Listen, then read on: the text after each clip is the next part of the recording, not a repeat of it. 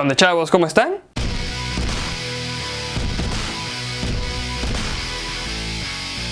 Cuando escuchas la palabra plantas carnívoras, con seguridad una que otra película viene a tu mente.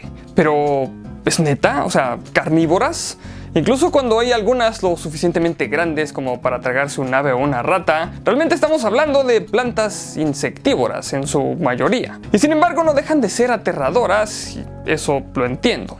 Y es por eso que el día de hoy te presentamos algunos datos interesantes acerca de estas incomprendidas plantitas, para en primera comprender un poco del por qué tienen este principio de supervivencia, y de paso para que te quites algunas telarañas o mitos de la cabeza. Así que comencemos. Número 1. Se sirven ellas solitas. Y ok, quizá suene un poco raro mencionarlo de esta forma, pero la verdad es que de las casi 700 plantas insectívoras conocidas, la gran mayoría no necesitan que las polinicen. Y te preguntarás, pues no mames, o sea, ¿cómo polinizas una planta que te comes y te posas en ella? Y supongo que tienes toda la razón. Lo cierto es que siendo los insectos los principales autores de la polinización en las plantas, pues el hecho de que estas plantas esencialmente se los traguen no ayuda mucho a su reproducción, ¿cierto? Ahora, podríamos pensar que ocurre un efecto tipo viuda negra o mantis religiosa, en donde después de la polinización, téngale pa' que vino. Ahora sí, vámonos, véngase pa' acá, fíjese que siempre sí tengo hambre y usted se ve bastante apetitoso, pero la verdad, las cosas no son así. Lo cierto es que en su mayoría estas plantas ya no requieren de un agente polinizador y el insecto que llega a caer en sus dominios, pues se transforma en un delicado aperitivo. Número 2. Tienen un complicado sistema de cálculo para saber si la víctima vale la pena. Así es, si no todo es instinto. También tienen que calcular si vale la pena atrapar a la presa que se posa en sus medios de captura. Bueno, tengo que aclarar que algunas de estas plantas capturan a sus víctimas, las aprisionan, pero no todos tienen el mismo método para capturarlas. Entonces, volviendo al tema, de acuerdo con los investigadores del Centro Nacional de Biotecnología del CSIC, algunas de esas plantas tienen algunos filamentos sensoriales. Así que la planta puede, en base a cuántos pelos se han activado, calcular el tamaño de la presa que se ha adentrado en sus dominios. Es decir, tienen un complicado sistema de sensores que detectan el peso y tamaño del insecto, y cuando no supone una presa que valga la pena, simplemente el órgano de captura no se activa. Y esto es porque para la planta, el activar dicho órgano requiere de una cantidad importante de energía. Entonces, dicho esto, la planta sabe si vale la pena el esfuerzo o simplemente tiene que esperar a una presa de un tamaño adecuado de acuerdo a su dieta. Número 3. Una trampa pegajosa. Tienen diferentes medios de captura.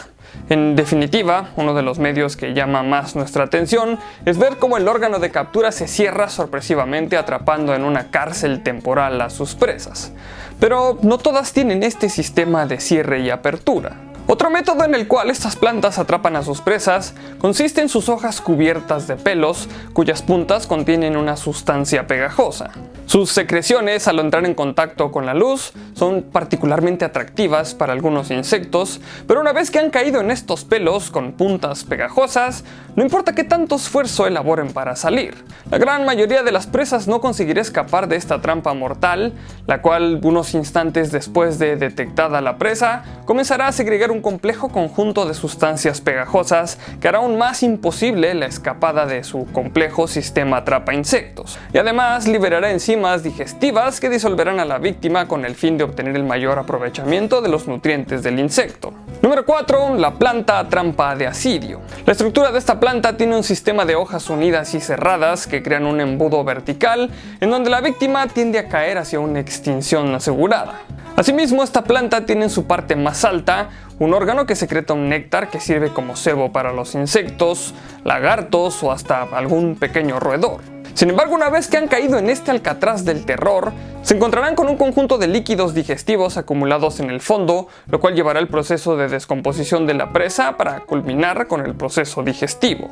Claro está que estas plantitas tienen encima de su estructura otra hoja que sirve como cierre y tiene el propósito de permitir que una vez cerrado los procesos digestivos se lleven a cabo sin interrupciones. Por supuesto que también se cerrará si ocurre alguna lluvia sorpresiva.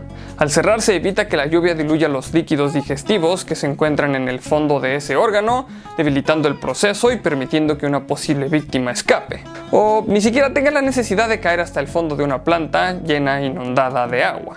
Número 5. La planta de trampa de succión. Estas plantas por sí forman parte de un grupo de aproximadamente 240 variedades de especies. Son en general plantas acuáticas. En su tallo tienen pequeñas bolsitas con un mecanismo de cierre, las cuales son capaces de expulsar algo de líquido que han succionado con anterioridad. Este mismo mecanismo lo usan para succionar violentamente alguna pequeña presa que se ha posado en sus organismos sensoriales. Tan pronto son detectados por los finos filamentos que tienen en sus vesículas. En esas mismas bolsitas ocurre el proceso digestivo una vez que la presa ha sido succionada. Sus presas habituales son básicamente animales microscópicos que habitan en estos cuerpos de agua, algunos artrópodos y rotíferos. Número 6. Las plantas trampa mandíbula. Estas plantas son las más conocidas y explotadas en muchos ámbitos, incluidos el cine, la televisión y la animación. La más conocida de estas plantas es la Venus atrapamoscas, y honestamente su apariencia es algo atemorizante.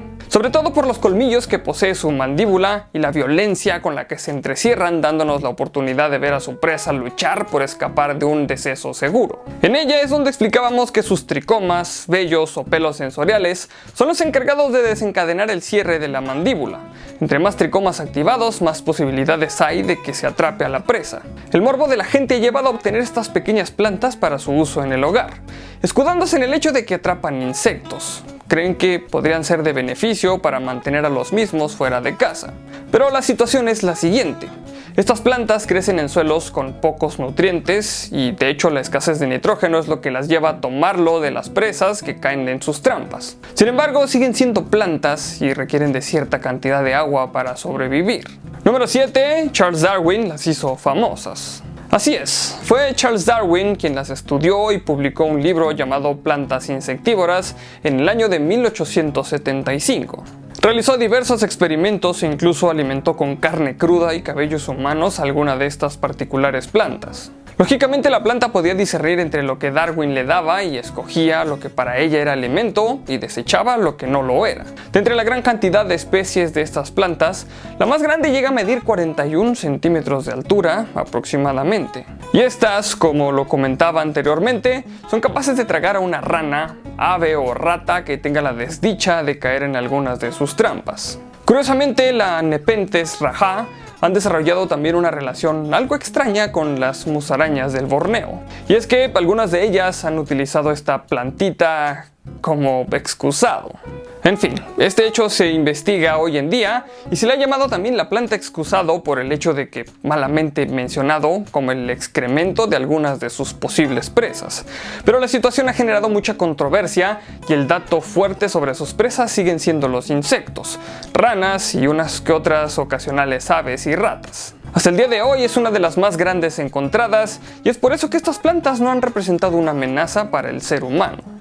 Muchas gracias por ver este capítulo. Si el video te gustó y quieres ayudarme a seguir haciendo videos y a mejorar el contenido, puedes compartir el video con tus amigos y si no estás suscrito al canal, este es el mejor momento para hacerlo. Por aquí abajo te voy a estar dejando mis redes sociales para que me sigas y podamos estar más en contacto y recuerda que hay videos nuevos casi todos los días. Recuerda también darle click a la campanita para que te lleguen todas las notificaciones de los videos.